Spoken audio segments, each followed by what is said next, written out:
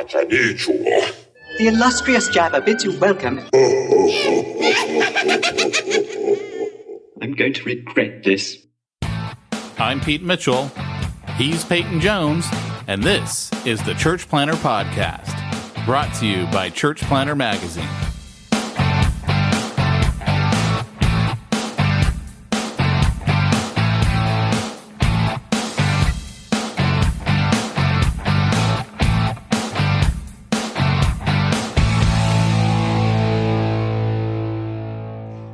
Hey, guys who used to be church planters who are now unemployed both bivocationally and from their church.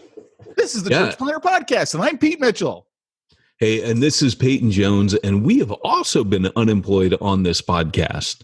Well, let me rephrase this. You've ditched them. I've been faithfully executing podcasts, both the Thriving Christian Business podcast that I do with Dave Negri, which happens to be more of a church-centered podcast than the Church Planter podcast, which I find really, it's way more about God than business. Like the last 9 episodes have almost all been because of coronavirus, right?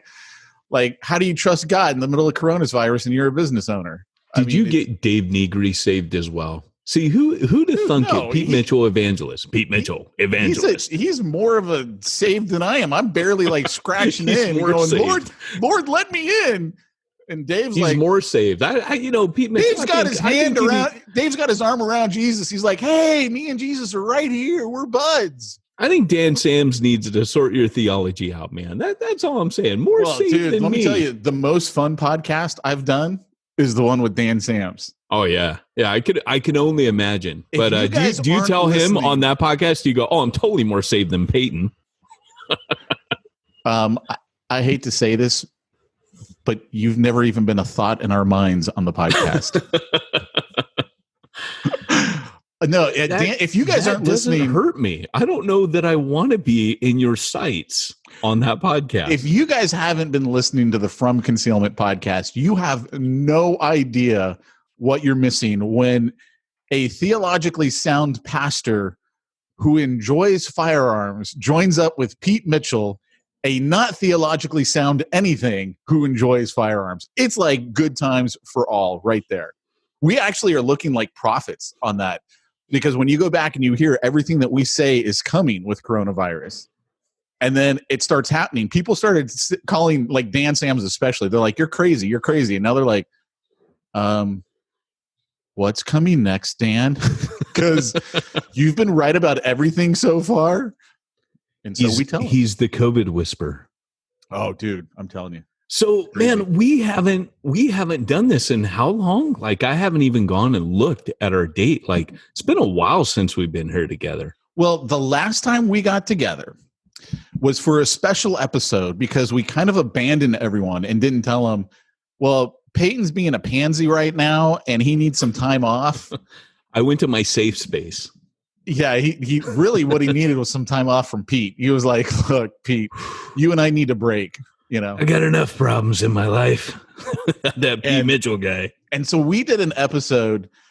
I was like, look, everything that's going down with coronavirus, we can't just abandon them for one. And we need to talk about this. And you agreed, thankfully. We did the episode. I was like up in arms. I'm like, dude, guys, what's coming down is wrong and bad. And you're like, wait.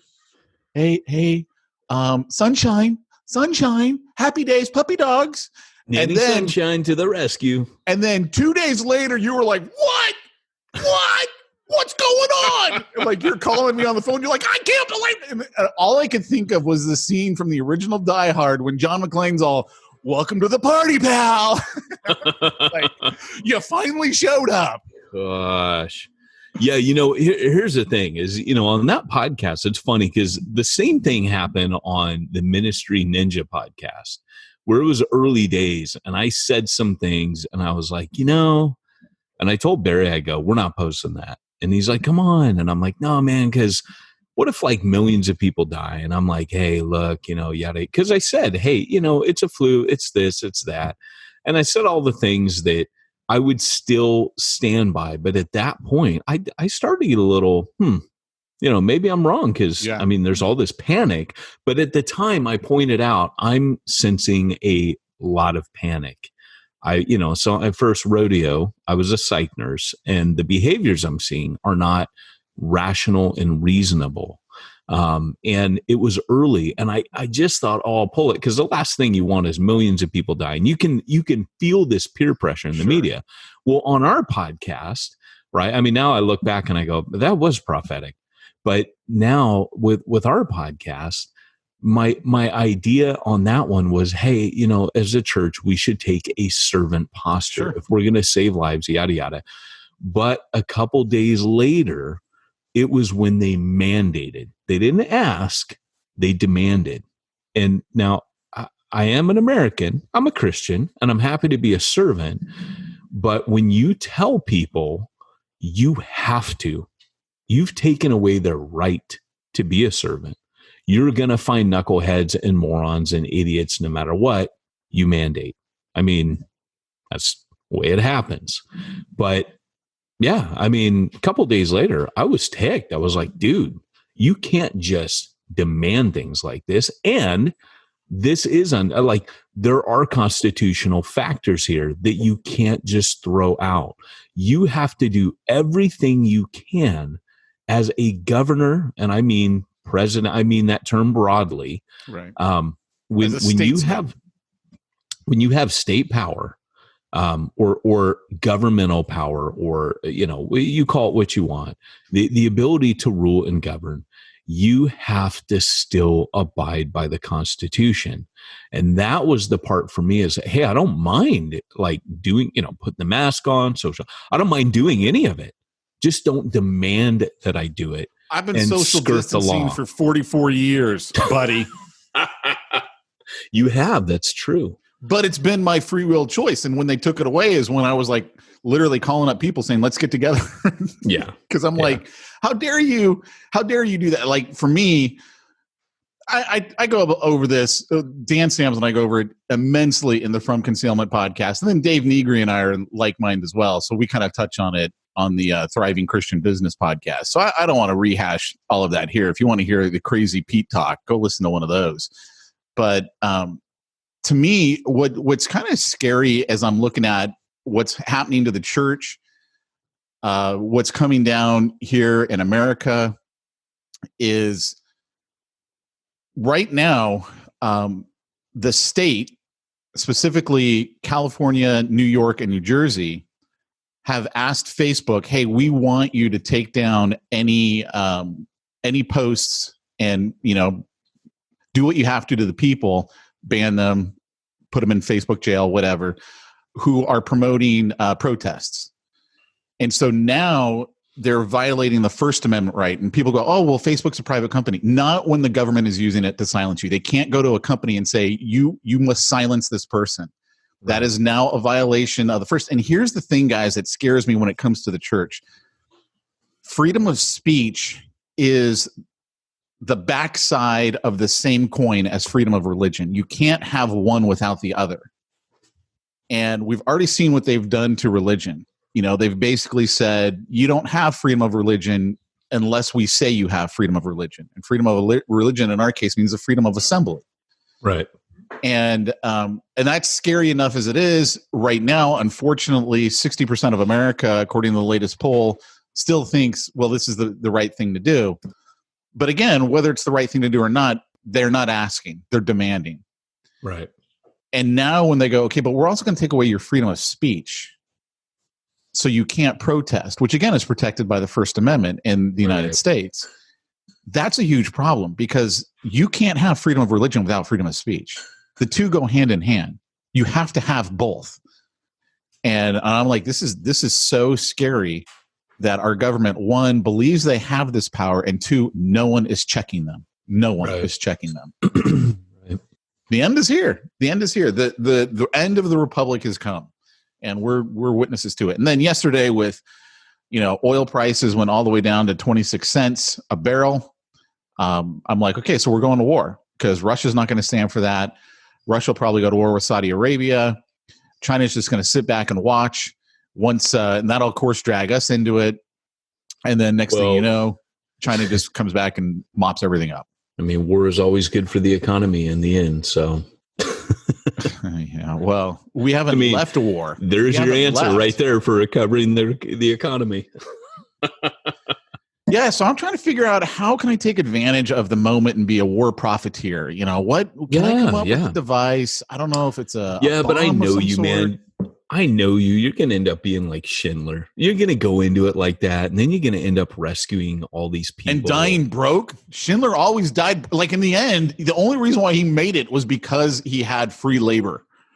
Yeah, but you know what? Like, here's the thing, though.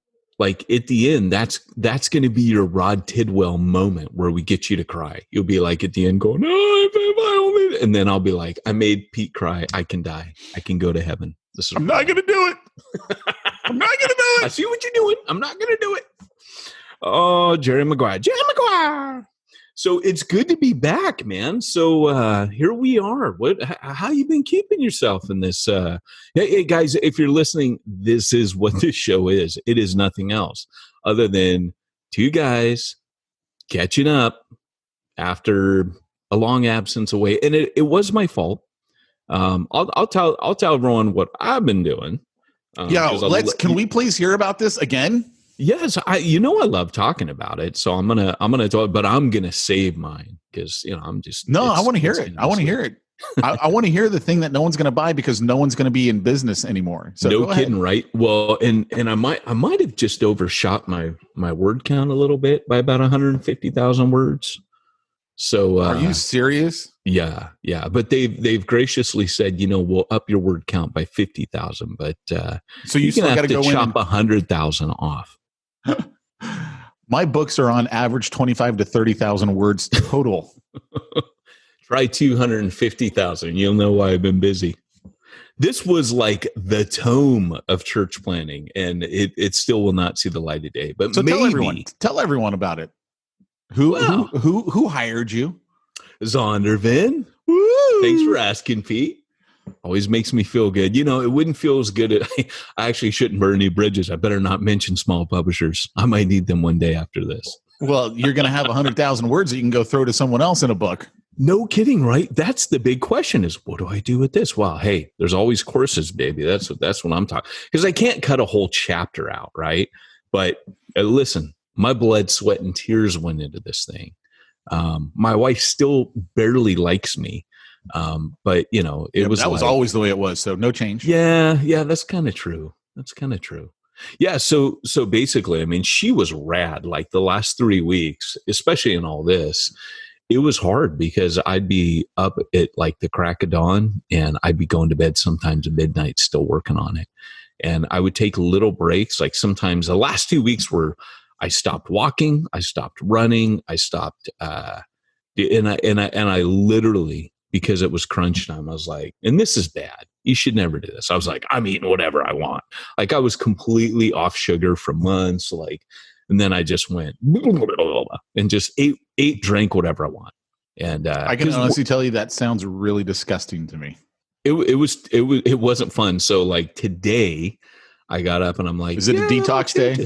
Today is a detox day. You should just fast today. Just don't eat anything more the rest of the day. I'm back to intermittent fasting, because I was doing all that, so I'm back to all that. So all my neighbors are doing CrossFit. Everybody's like, I feel like the kid on the Little Rascals that's like, he has to practice his violin while everyone else is playing football, looking out the window. So. Yeah, that to me was one of the biggest hits is when they closed the gyms. Because I was in the middle of what they call a bulking phase, a muscle building phase. I was 6 weeks in on a minimum 2 to 3 month stretch. And it was like, can't go to the gym anymore. Yeah. So I had to go to a cut phase. So I'm on a cutting phase, which I'll be on for the next 2 or 3 months. Even if they open the gyms, doesn't matter. I switched. So I got to do the cut. But nice. That was the big bummer for me because I've only been able to work out here at the house and it's not nearly as fun by any means. Yeah. No, that's tough, man. Cause it's kind of like they took everything you like except for television. Yeah. They did give me Tiger King, which I don't mean you. Well, Tiger King. Okay. So we got to talk about this. That did you watch it? Was rad.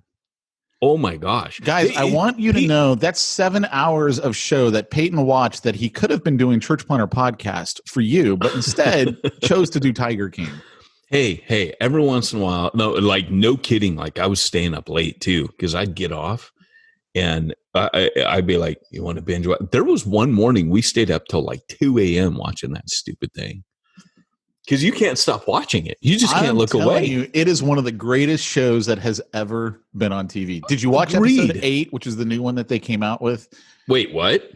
Yeah, there's an episode 8, Joe McHale or whatever the guy's name was from The Soup. He does an interview and he goes back and he interviews a lot of the characters. Yeah, They just released it in the middle of he's like, we're all stuck at home in the middle of this pandemic, so I get to interview these guys. And it's masterfully made. And I know he was doing all this filming and things, but it was just crafted so well.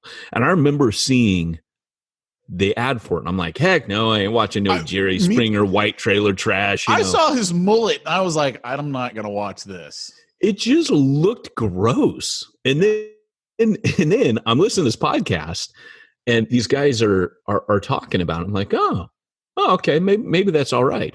But I there's one takeaway I have from the Tiger King, and it kind of explains everything that's been going wrong, including with this podcast, why I haven't shown up, why Pete can't go to the gym, while everything has gone down the crapper, why American government is misstepping, and we're losing, as Pete says, we're losing our freedoms, and it's becoming the end of the republic. And that's Carol stinking Baskins, dude. I know it. It all comes down to Carol Baskin. So from now on this podcast, whenever we're really angry about something, we're going to unleash on Carol Baskins. Jesus loves you. Oh my gosh, dude. Was that just not the best? The best I thought were the memes on Facebook that came afterwards where people were like, for their delivery guy, they'd put a note on the door. Did Carol Baskin kill her husband? Yes or no? And you'd leave the package by the yes or the no. That to me was classic. Oh my gosh. That was hilarious. Yeah. So, that whole show, man, I thought what was really interesting in episode 8, which I just watched last night. I finally got around to it. So Joel McHale, he goes back and he interviews all the characters. The guy who did the whole thing with the shirt off. And they go, why'd you do the whole thing with your shirt off? He's like, well, I got all these tattoos. I want to show them off. Honesty is a great thing, man. So he wanted to do it with his. And then, but every single one of them was like, Joe deserves to be in jail. Every single one of them. Oh, yeah. It was so obvious. One of the zookeepers, he was like, look, no, it wasn't the zookeeper. It was the TV producer. He goes, look, the thing that they didn't show that I wish they would have showed is that Joe was deathly afraid of big cats. And you're like, what? And he's like, oh yeah, he was afraid of all the big cats, the lions and tigers. He was deathly afraid of them. He goes, the one scene that you see where he's in the cage with the white tiger and the other tiger, he goes, the white tiger's blind and the other one was tranquilized. That was the only reason he was in there with them. No way. And he goes, and I was like, wow, man, they didn't show that he was like, that would have been right. Because you could see that Carol Baskins was not good with her animals, whereas Tiger King was. And brother, I got to tell you. Except when he killed him, when he shot him.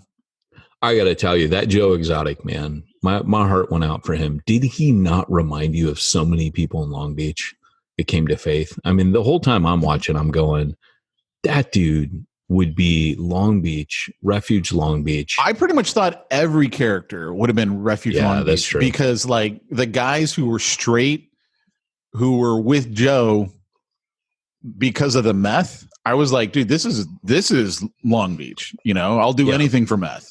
Yeah, I mean, that was Long Beach. Yeah. That put a damper on things when the mothership heard that we were doing Come to Jesus and We'll Give You Free Meth. That was not a good day. Tried to keep it. By the way, guys, that is a joke. That's our sense of humor. I'm just going to go ahead and get that out. I don't normally make those jokes. That's usually me. That's usually me. But you've been deprived, right? You haven't had your fix of Pete in the last month and a half. Yes, that's true. Well, we've been keeping basically contact through almost daily memes, sending each other just memes. Yeah. That has become our new love language. Tell them about our survey. Survey says, what survey? Oh, we had our 9. You've forgotten already. Yeah, I did. Oh, geez. I put that on Facebook. I put that on Facebook. Did you see the image on Facebook? Love has its limits. Love has limits. So apparently it was our friendiversary, and no, it's a friendiversary. There's no I in friendiversary. Well, apparently not. And then I've never seen this before, but like Peyton sends me your friendiversary challenge, and so Facebook like asks you these questions that you have in contact with the other person. Peyton got a 60%. I got a 40%. And so he texts me and goes, I love you more than you love me. This is proof. 20% more, but I only love you 60% total. Just absolutely the funniest thing I'd seen in forever. And of course, then I had to Facebook that. So, yeah. I didn't know if you were saying your love had limits because you only love me 20%. Like, hey, either way you want to look at it, love has limits. It doesn't really matter. It's kind of like an equal opportunity. I don't love you that much. So I guess it's fair. Yeah. So. Man, I missed our podcast. I got to be honest. We've done this thing for 7 years. I can be honest too and say that I've actually found another outlet in my 2 other podcasts. So I could take or leave this one. It doesn't matter to me anymore. Dang. Ouch.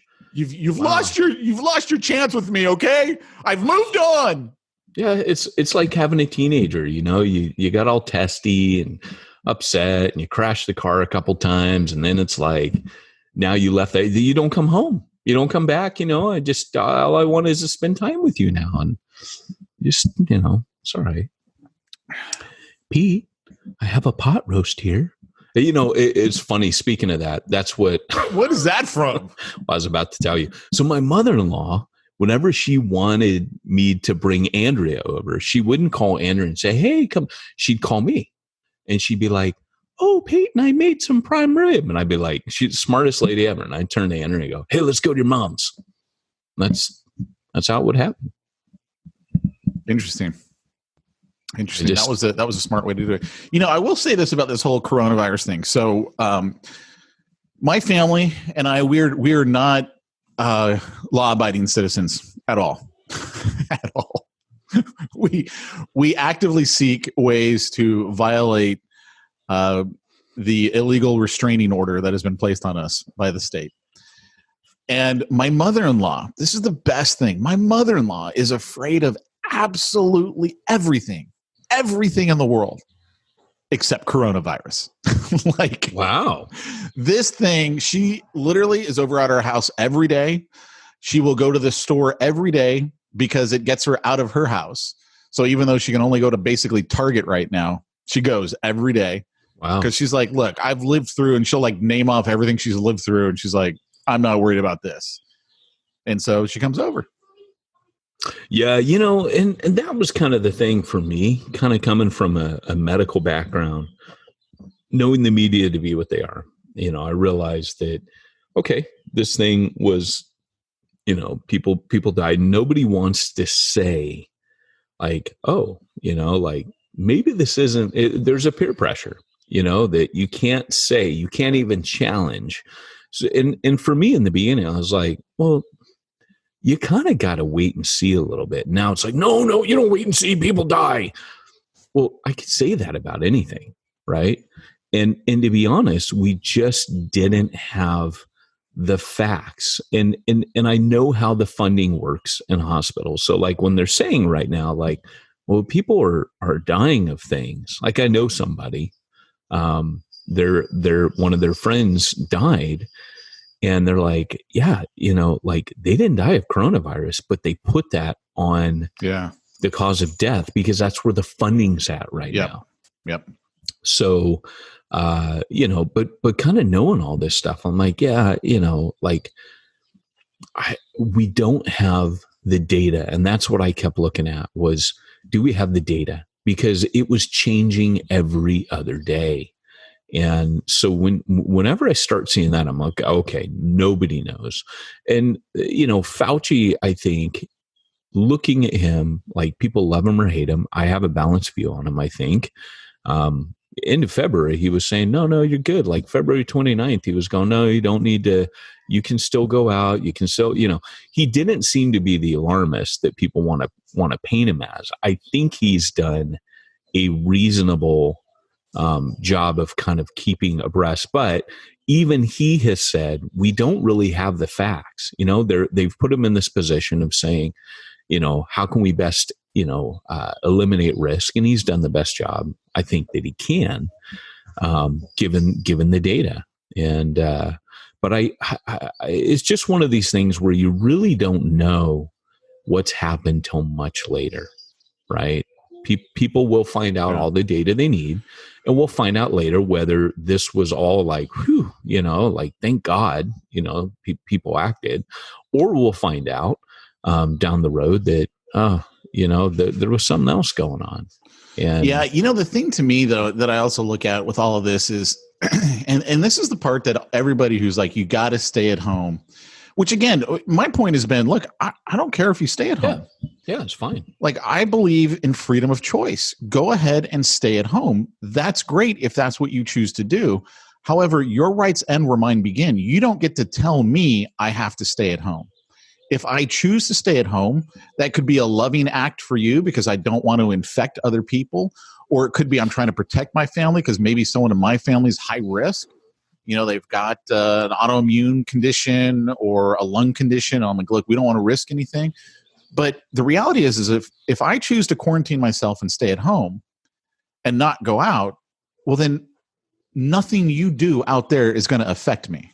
Right? Because I'm quarantined. Right. So this whole, no, you have to be imprisoned in order for me to be safe is total bogus. It's total bogus. It doesn't make any sense. But the thing that bothers me the most is everyone is totally ignoring the cost. And I don't mean the financial cost. I mean the cost in lives. We have seen suicides go through the roof.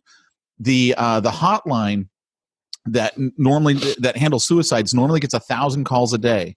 During this pandemic, they've been at 25,000 a day. We know statistically there's a direct correlation between suicides and unemployment. And we're at a higher unemployment than we've been since the Great Depression. I think even before the Great Depression. It's like, it's going to get worse. And it's like, okay, so those lives are not worth anything to us so long as they didn't die by coronavirus. And I'm like, this is wrong. This is completely total wrong. Not to mention, everyone is judging it based on where they're at financially. Okay, I can survive right now. Well, what about your barber who doesn't have a job because he can't go to work? He's self-employed, so he doesn't get unemployment. He can't now feed his kids or pay his rent. What about that guy? You literally are just going to crap on him and don't give a rip about him because you're worried that, I don't know what you're worried about exactly, but somehow you've bought into the panic. But, screw that guy. I don't care about him. I'm like, this is wrong. This is completely wrong. This is not America. This is not freedom. This is not love either, to force someone else to not be able to provide for their kids. That's not love at all. Right. No, I got to agree with you. And I think at the end of the day, like I can't go into details, but something happened on my street, which was insane. And, because of being locked up. Yeah. And Dr. Drew and, Dr. Phil and a lot of the kind of pop psychologists that are out there, they're saying exactly what you're saying. And they're kind of saying, hey, like alcohol sales jumped up, the addiction, drug addiction. I know police calls for domestic violence have shot through the roof. Right. We're going to see tons of separations, tons of divorces when you can finally do it. Yep. Yeah. I mean, it's the toll on our society is going to be so much worse than what coronavirus has been. Yeah. Yeah. I got to agree with you. Yeah. And, it's one of those things where, when they heard the alarmist, like the worst prediction of the numbers were clearly alarmist. those were alarmist numbers. Well, you mean Gavin Newsom's, hey, I'm going to have 26 million people who have this in the next 6 weeks? You don't think that was, I mean, come on, dude. Like, that didn't even make any sense back when he said it. Right. Like, if that's going to happen, then literally social distancing is not going to do anything. Why are we even wasting our time? Yeah, 40 million in the state, but 26 million are going to have it. Only in 6 weeks. And that was about 6 weeks ago he said it. Right. So he's going to be sitting there championing, oh, see, social distancing worked. I made you all stay Well, home. and here's the thing is we're at the point now where, again, now they're saying, well, it'll go through another cycle if we don't stay this way. And I believe they're planning on it. I think come winter, absolutely, they're going to go back. They're going to do the whole thing all over again. 100%. Yeah. I guess, and it's funny, man, because being from a medical background, I appreciate vaccines. I like vaccines. I think vaccines are the way forward. Now all the anti-vaxxers are freaking out, but when you start telling me we have to, like, again, it's where I go, whoa. Like, hold on there, Chief. Like, I'm for that. Just don't tell me I have to. See, when you do that, it changes the dynamics. And I always kind of like to point out to people that, look, God could mandate everything. Like, he tells us, like, people say, oh, the 10 commandments are not the 10 suggestions. Well, they are kind of, in a way. Like, God doesn't enforce them with you on that. He allows you to go, you can break all 10 of those every day of your life and not get punished by God until you die. Now, that doesn't mean that life ain't going to punish you. Life's going to kick you pretty hard if you go breaking all 10 commandments. And it may be that God intervenes and, exerts some direct intervention in your life and judges you or punishes you or condemns you or what have you. But the reality is that, no, actually, God, who is all powerful, who could do anything he wants, doesn't enforce his law on us. He asks us, do this. And so I kind of, it's the same thing. And it informs how I think of government, is how God does it. And people might go, oh, the Old Testament God. Yes, he did. He did in the Old Testament, and there was a reason for that. But that is not the way that we do things today. Yeah. And I mean, it's interesting too. Like, some of the cool things that I think have come out of this, because our last episode was on virtual church and dealing with that, right? Oh, wow. Well, that was you and me. You remember that? I didn't know we were so groovy. I didn't know we were on it like that. Well, one of the things that, and I think we're starting to see now some of the huge dangers that are coming, because watching your church online is really turning church into a spectator sport. Right. Because now I don't even need to show up. Like, I mean, what is church? It's not a chance for us to hear from each other. It's a chance for me to hear from the pastor. Like, that's what church is when it's online. One of the things, so I held a mastermind group. I do it every month. And I decided to reach out to people who've been through the program before. So we had, 10 or so different pastors on this particular call. And one of the guys, Adam Richardson, out of, I believe he's in Utah, they were doing some really cool stuff. So they were doing, instead of doing like the whole, hey, pastor gets up there, preaches into Facebook and everyone watches, which a lot of people are doing. And hey, you got to do something. I get that. I'm not trying to knock that. I'm just saying, here's what he was doing that I thought was brilliant. And so I give this to you guys as a nugget, something for you to steal, because I've literally been stealing it and teaching it to my real estate agents who I train. They're doing Zoom. Basically, think of it as like a Zoom Bible study, where instead of it's just a guy preaching, you're all showing up on the Zoom meeting and there's interaction back and forth, kind of like how Refuge Long Beach did church, where there would be interaction back and forth. And so then they started doing, hey, what if we just did, to give you an example, one of my partners does something called Coffee with Debbie. So every Saturday morning, she gets a whole bunch of business people online in the real estate market, and they talk and they have their cup of coffee. they started doing that exact same thing where it was just like, hey, let's get together for coffee and inviting people in the neighborhood. And so he was going into like Facebook has groups for different communities. Like there's one for Rossmore where I live. And he would just go in there. Hey guys, I'm going to do a Zoom coffee morning, Friday at 10 a.m. Anybody wants to join me? Here's the link. And just getting to know people in his community that way. And I was like, that is freaking brilliant. That is like thinking outside of the box. It's not, hey, I'm going to do a Bible study. It's let's just have coffee. And now this is not necessarily the way a lot of our pastors would go, but this one guy is doing like he does a mixology class. He brings in a guy who like teaches how to mix alcoholic beverages. He's not a pastor, but Caesar Kalinowski, he does a happy hour in front of his house, and they literally have. I told him he should have Corona out there because I thought that would be like the perfect beer to have. But I think it's like mixed drinks, and they have it out on a table, and they have like hand sanitizer, and you get to go make your own, and they just like sit on their lawn and like talk to you. And I'm like, that is maintaining brilliant. Social distance, of course. Yeah, they were maintaining social distance and making it fun for their community. And I'm like, dude, some of these ideas of what these guys are doing to reach their community are just fire to me. That is absolutely fire. Doing the Zoom thing and like, hey, I'm just going to do coffee with people in my neighborhood. Because I would never know anyone in my neighborhood, literally, because I don't like meeting people. But that would be brilliant.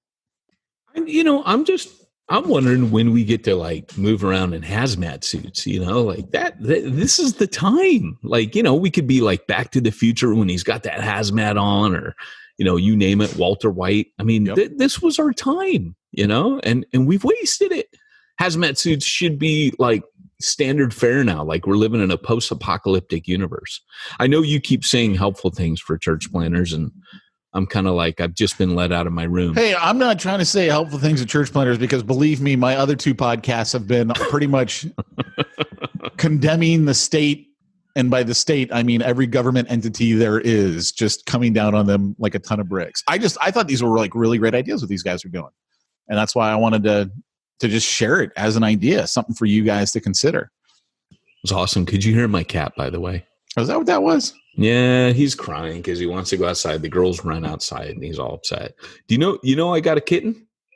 My other one got eaten by a coyote. Did you use your money from the government to buy yourself a tiger? They're only $3,000. I think I got any money from the government. Andrew has been checking our bank account going, where's my money?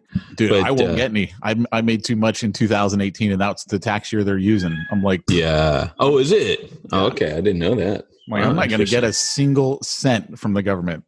And I need money too. I'm like, yeah, but it ain't 2018 anymore, baby. It's 2020. Funny. Man, this cat, I'm telling you, his name's Edward. And because we call him Edward Scissorhands. He's got these really sharp claws, but cuts everybody and hangs on everything and rips everything. Now we know I can never come visit you. I'm allergic to cats. Are you really? Oh, you know, I've always had a cat. So if you always wondered why you started sniffling and sneezing, now you know. No, and, I've always known. That's why I would stay outside. Yeah, it's a weird time, man. How's your dog doing? She's not doing good, brother. No. She's starting to go down hell and kind of lose her abilities to do things and keep certain things in. She's struggling a bit. That's not good. But the tortoise is doing great. She'll outlive us all. You found her. Yeah. She came out. She was like, hey. She was sleeping under the kayak in the back of the garden, which I kind of thought that's the only place, because we've talked about this. Like, I get neurotic about my tortoise, and I where is she? I don't know where she is, and I start looking, all over the place, and I just didn't want to go. And the kayak was all nicely tucked up, and I didn't want to go. But anyways, we found her. She was under there. When do you kayak? I don't. I'm not a big fan. Xander is, and she loves it. Yeah. So when I really, really want something, I make bargains. Hey, I'll go kayaking with you if we can do a Lord of the Rings marathon, that kind of thing. Oh, yeah. Okay. I'd be asking for something else, but that's great. Whatever works for you. Yes, I have to not say a word right now. Welcome to the Church Planter Podcast. Yes, and that much. Peyton, let me ask you, when you're doing all that kayaking, how do you get all the stuff done for your church that you need to get done, like payroll and those end of year tax statements, which now I don't know if they've been pushed off or not, because I certainly haven't touched taxes. They told me it wasn't due till July 15th. I'm not touching them. But how do you get help with all of that? Well, Pete, between all the times kayaking and cashing my government check, I don't have a lot of time to actually run a church. So what I do, Pete, is I go to simplifychurch.com. Simplifychurch.com. They simplify my church. And let me tell you how, Pete. What they actually do is they do all my bookkeeping. They'll help me send into your tax donor receipts. They'll even help me with a website, a virtual assistant, and even change the oil in my car. What? Oh, yeah, they do everything. Pete, simplifychurch.com. Go check them out and tell them Peyton and Pete sent you. Okay. All right. Well, hey, that's it. I mean, we kind of did that. So, guys, this has been Peyton Jones and Pete Mitchell. I had to give you the same. Reminding you that if you want to reach the ones nobody's reaching, you need to go where nobody's going and do what nobody's doing. You need to Zoom where nobody's Zooming and have coffee where nobody's having coffee. You know, it rang hollow when I said it. I heard it. I was like, yeah, you can't go. You need to stay at home, dang it, and do what everybody else is doing and watch the Tiger King. Because you know it's all about Carol Baskins.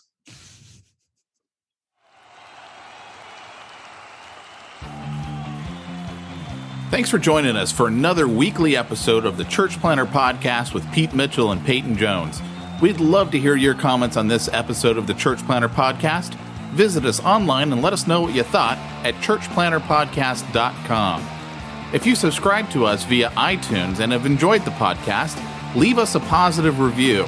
The more positive reviews we receive in iTunes, the more iTunes will promote us to other church planners who would benefit from this show. This podcast is brought to you by the Church Planter Magazine, which is available in the iTunes newsstand or online via churchplantermagazine.com.